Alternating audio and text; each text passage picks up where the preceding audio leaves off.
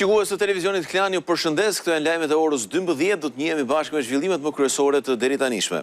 Në prezantimin e projektit të parkut eolik të Tropojës, kryeministri Edi Rama tha se Shqipëria ka ndërtuar një reputacion pozitiv në garat ndërkombëtare për investitorët e huaj. Ai u shpreh se fjala korrupsion është kthyer në mod, por asnjë kompani e huaj serioze nuk ka shprehur rezerva për integritetin e garave në sektorin e energjisë. Në energjinë e erës, për herë të parë në historinë tonë energjetike, Shqipëria po hyn në fazën e realizimit të projekteve konkrete.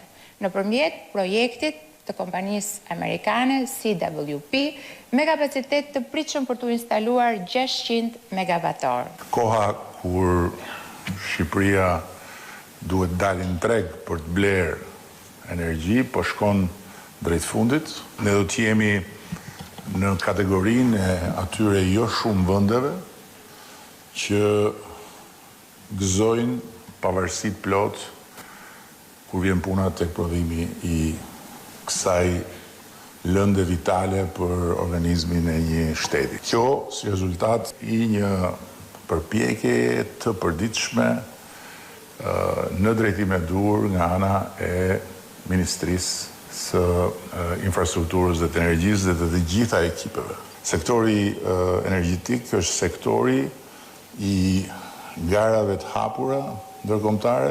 Fjala korrupsion po nuk e nxori njeriu nga goja, duket sikur nuk është në mod. Në këtë sektor kjo fjalë ka marrë një përgjigje të vazhdueshme, sistematike dhe nuk ka një kompani të vetme serioze që të ketë shprehur një rezervë.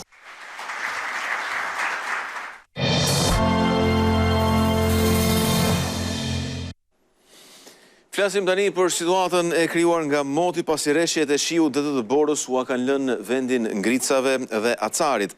Në qarkun e Dibrës termometri shënoi -18°C. Probleme ka me qarkullimin në disa zona të vendit.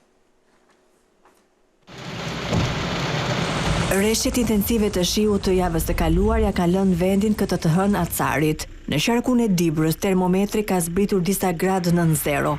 Në Lurë ka shënuar -18°C dhe në qytetin e Peshkopis -15. Akset rrugore kombëtare janë të kalueshme, por ka prezencë akulli. Në rrugën e Arbrit ka pasur probleme me ngrica gjatë natës edhe në mëngjes. Po ashtu edhe në aksin Peshkopi-Kukës ka prezencë të ngricave, ndërsa në segmentin Ura e Çerenecit Librazht kalimi bëhet me zinxhir. Rruga e Lurës është bllokuar ndërsa po punohet për hapjen e rrugëve të fshatrave. Temperaturat ekstreme të ulta kanë përfshirë edhe juglindjen e vendit. Në orët e para të mëngjesit termometri ka shënuar -10°C. Rrugët nacionale që lidhin Korçën me Kapshticën, Qafthanën, Ersekën dhe Leskovikun janë të hapura dhe qarkullimi bëhet normalisht. Nuk ka vështirësi për lëvizjen e mjeteve edhe në rrugët drejt Dardës dhe Voskopojës, ndërkohë rrugët rurale në zonat e thella malore janë të kalueshme vetëm me zinxhir. Në disa fshatra ka mungesë të energjisë elektrike. Në qarkun e Gjirokastrës, problematike mbetet rrëshqitja e dherave që po mban të bllokuar disa zona rurale.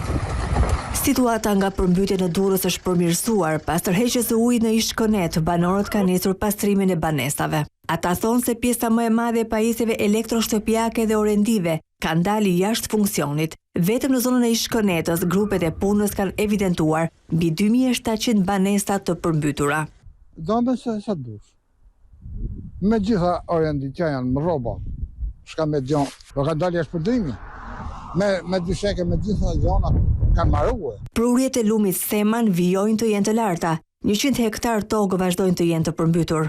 Edhe në Shkodër, 945 hektar janë ende nën ujë.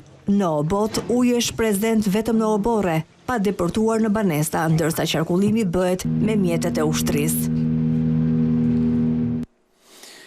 Shohim zhvillimet të tjera, kështu ambasadori i Bashkimit Evropian në Tiranë Silvio Gonzato kërkoi sot që të adresohet çështja e stokut të dosjeve në gjykatat shqiptare si dhe plotësimi i tyre, ndërsa kreu i gjykatës së lartë Sokol Sadushi u shpreh se më e rëndësishme është cilësia e drejtësisë.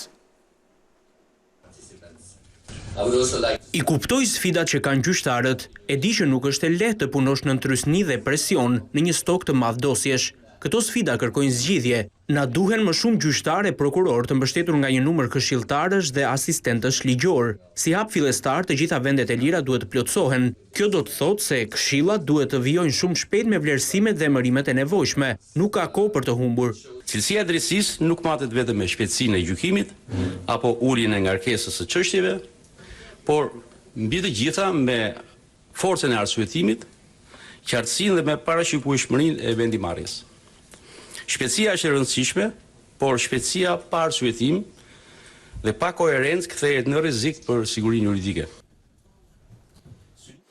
I rikthehemi edhe njerë situatës krijuar nga vala e të ftohtit që kanë përthyer në fakt gjithë vendin, sikurse e pam edhe në kronikën e mëhershme, gjendja më e vështirë është në qarkun e Dibrës. Do të kemi tani një komunikim me gazetarin Neki Feta, i cili do të na përcjell edhe të dhënat më të fundit. Neki, cilat janë zonat më problematike për qarkullimin?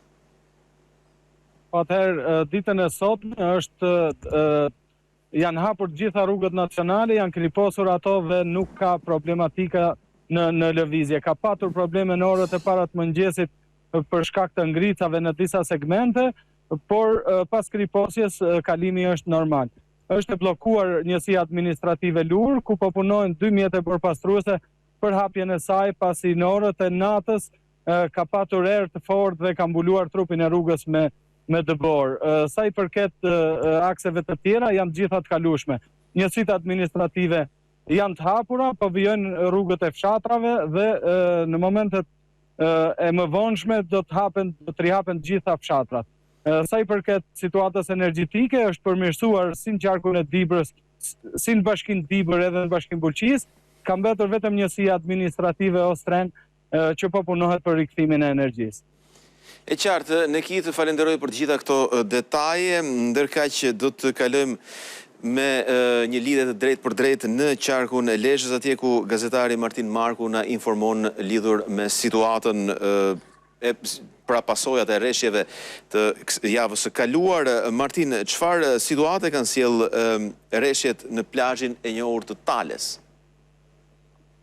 Por, në fakt, prurjet nga lumenjt Drin dhe Mat kanë sjell një situatë apo një katastrofë mjedisore, ku mbetje të ndryshme kanë pushtuar të gjithë vijën e plazhit të Tales, ku në fakt gjatë ditës së sotme ka nisur edhe një aksion pastrimit në këtë zonë nga ana e autoriteteve lokale, me konkretisht nga ana bashkisë, ku mjetet dhe punonësit janë prej orëve të para të mëngjesit duke pastruar, por do duhet pak kohë për ta pastruar të gjithë vijën bregdetare, për shkak se ka një ndotje masive nga rreshjet e ditëve të fundit, ku kanë sjellë një situatë që në fakt sipas autoriteteve nuk ishte parë prej shumë kohësh, duke qenë se edhe ka një vetë pastrim edhe të plazhit Tales, po ashtu dhe plazhit e Shëngjinit, por mbetjet e cilat kanë ardhur më së shumti kanë qenë nga lumenjt Drin dhe Mat dhe një katastrofë e tillë nuk ishte parë prej kohësh.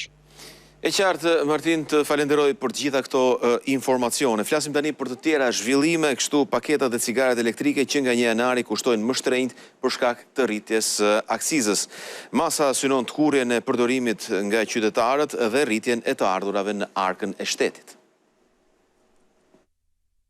Shtrejtimi i cigareve ka nisur të reflektohet në tregun shqiptar pas hyrjes në fuqi të indeksimit të akcizës, parashikuar në ligjin për taksat kombëtare. Rritja e taksës ka ndikuar drejt për drejt në çmimin e paketave të duhanit, të cilat tashmë po shiten më shtrenjtë në pikat e shitjes. Sipas dokumentit shoqërues të projektligjit, akciza për cigaret është indeksuar nga 7.500 lek në 7.750 lek për 1.000 fije. Një rritje prej 250 lekësh që përkthehet në disa lek më shumë për çdo paket për konsumatorin final. Paralelisht, rritje është aplikuar edhe për produktet alternative të duhanit. Akciza për duhanin elektronik dhe lëngjet vape është rritur nga 18 në 20 lek për mililitër, duke i futur këto produkte për herë të parë në një regjim më të fortë fiskal. Qeveria argumenton se indeksimi i akcizës synon rritjen e të ardhurave buxhetore, por dhe frenimin e konsumit të duhanit në funksion të mbrojtjes së shëndetit publik. Megjithatë, të dhënat tregojnë se kërkesa mbetet e lartë. Importet e duhanit kanë arritur mbi 3.150 ton, niveli më i lartë i regjistruar deri më tani.